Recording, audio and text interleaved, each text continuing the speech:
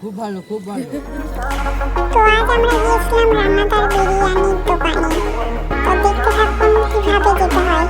প্রথমেই চলে গেছিলাম শেওড়াফুলি জাংশনে, ট্রেন ধরে চলে গেলাম নবদ্বীপ ধাম। তারপরে কিছুটা হেঁটে করে যাওয়ার পর আবার লঞ্চ পার করে চলে যেতে হয় অফিসে।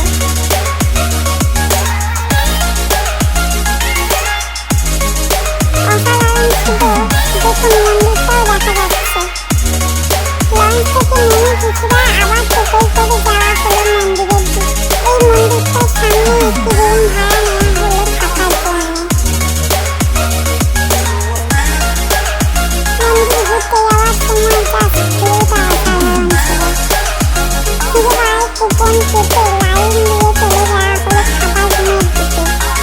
খাবার খেয়ে বেরোনোর সময় একটা ছোট বকুর সাথে দেখা।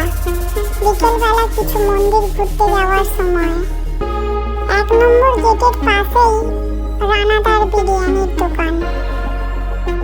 দেখুন কেমন ভিড় বাইরেটা।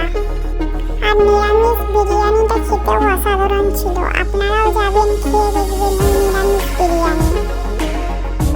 এবং 10 টাকার কচুরি 4 পিস খেতে চলে যেতে হবে বিষ্ণুপ্রিয়া জংশনে। এই কচুরিটি